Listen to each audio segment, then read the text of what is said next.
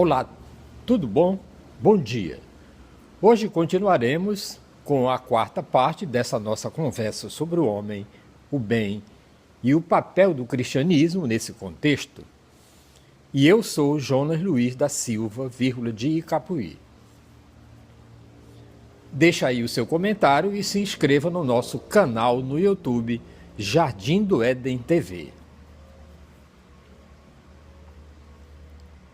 Não foi difícil defender a tese da não violência enquanto os cristãos estavam distantes do poder.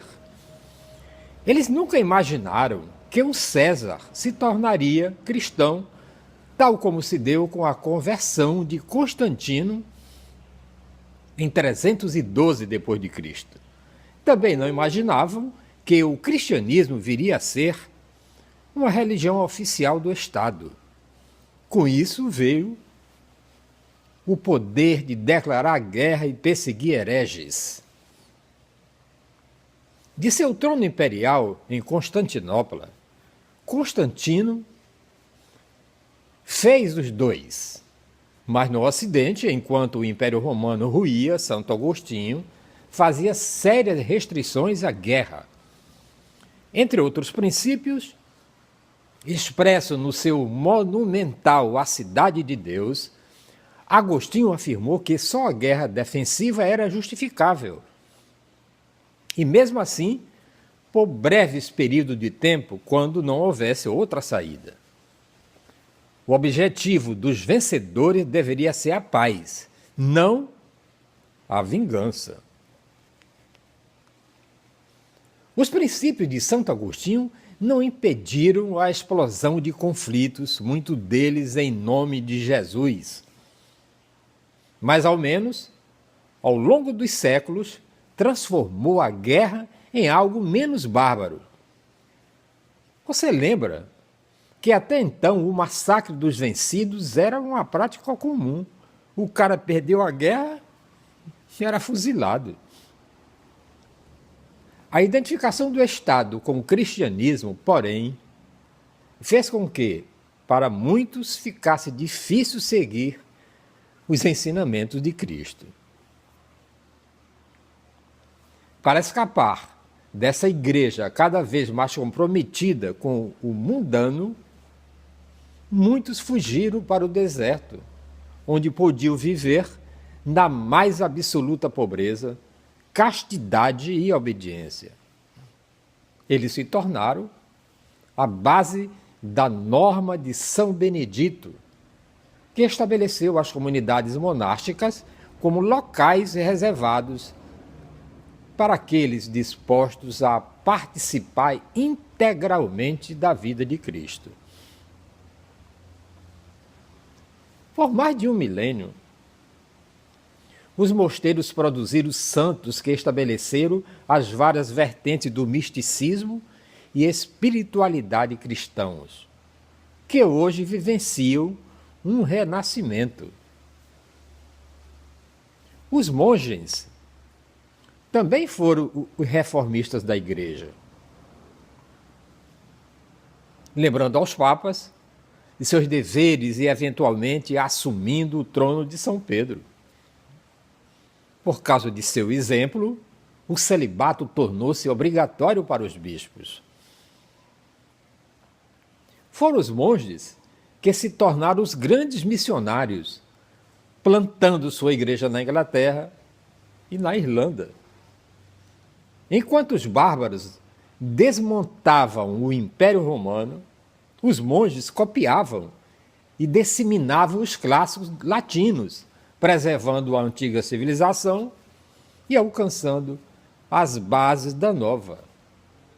Criaram cantos e músicas, liturgias magníficas, manuscritos com iluminuras. Foram eles que fundaram as primeiras universidades em cidades como Paris e Bolonha. Foi um dominicano chamado Tomás de Aquino que, com a sua Suma Teológica, coroou a Idade Média com a sua síntese de filosofia e teologia. Outro monge, Martim Lutero, foi o pai da Reforma Protestante. Uma das medidas da influência do cristianismo sobre a cultura ocidental está nas inovações que propôs e sobreviveram.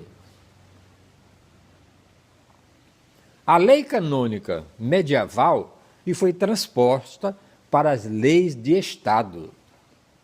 Entre elas, os julgamentos racionais e não por ordalho, o consentimento com base do casamento, a necessidade de provar-se a intenção de dano para configurar o crime e a proteção legal aos pobres contra os ricos. O legado da cristandade medieval tem também o seu lado sombrio. Desde o Natal de 800, quando Leão III coroou Carlos Magno como imperador, política e religião tornaram-se indissociáveis. Os resultados são mistos. Se o Estado não tivesse defendido o cristianismo, a Europa provavelmente seria muçulmana hoje. Mas as cruzadas, com o objetivo de liberar a Terra Santa das mãos dos turcos, foi uma desculpa para a pilhagem. E a união entre o Estado e a Igreja justifica quase todas as ações militares.